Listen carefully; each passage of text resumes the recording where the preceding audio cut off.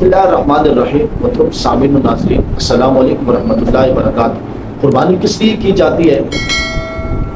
یقیناً قربانی کا ایک ہی مقصد ہونا چاہیے، اور وہ مقصد رضا الہی ہونی چاہیے، اللہ تعالیٰ کی رضا ہونی چاہیے، اللہ تعالیٰ کی خوشنودی، اللہ تعالیٰ کا قرب، اللہ تعالیٰ کا خوف دل میں رکھ کر قربانی کرنی چاہیے۔ اس لیے کہ یہی طریقہ ہمارے دادا حضرت ابراہیم علیہ السلام کا تھا۔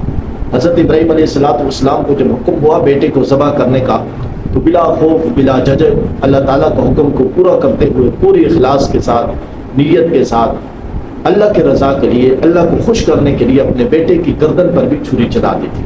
تو ہم اپنے جانوروں پر جب چھری چلائیں تو ہماری بھی صرف ایک ہی مقصد ہو، اور وہ رضا الہی ہو۔ کچھ لوگ جانوروں کو جو خریدتے ہیں ایک دوسرے کے مقابلے کے لیے خریدتے ہیں، یا اپنے بچوں کو خوش کرنے کے لیے خریدتے ہیں، یا جو ہے یہ باور کرنے کے لیے خریدتے ہیں کہ میں زیادہ پیسے والا ہوں، میں زیادہ مالدار ہوں، میں اس سے زیادہ جو وہ خریدنے کی حیثیت رکھتا ہوں، یا اپنے جانوروں کو دوسرے کے جانور کے مقابلے کے لیے خریدتے ہیں کہ میں اس سے اچھا میں نے جانور خریدا ہے، اور اس سے اچھا جانور میں نے خریدا ہے اور میں قربانی کروں گا۔ یہ ساری چیزیں دکھلاوے کے اندر آتی ہیں، یہ ساری ذہن کے اندر سے یہ چیزیں نکال دیں، اس لیے کہ اگر ذرہ برابر بھی ہمارے دل کے اندر دکھلاوا ہوگا، ریاکاری ہوگی، کسی کو دکھلانے کے لیے یا کسی کو خوش کرنے کے لیے ہم قربانی کریں گے، تو یقیناً ایسے ہی ہماری قربانی ضائع چلی جائے گی، اس قربانی کا کوئی فائدہ نہیں ہوگا۔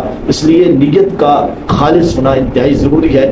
آج کی اس ویڈیو پیغام میں ان کے لیے پیغام یہ ہے کہ آج سے یہ نیت کریں، ارغام یہ ہے کہ آج سے یہ نیت کریں، ارادہ کریں، ہم جو جانور ذبح کر رہے ہیں نماز اللہ تعالیٰ کی رضا کے لیے، اللہ تعالیٰ کے حکم کو پورا کرنے کے لیے، نبی کریم صلی اللہ علیہ وسلم کی سنت اور ہمارے دادا حضرت ابراہیم علیہ السلام کی سنت کو زندہ کرنے کے لیے ہم کر رہے ہیں۔ ہمارے اندر کسی چیز کا کوئی دکھلاوا نہیں ہے، ریاکاری نہیں ہے، کسی کو خوش کرنا نہیں ہے۔ اللہ تعالیٰ ہمیں عمل کی توفیق عطا فرمائے۔ جزاک اللہ خیر۔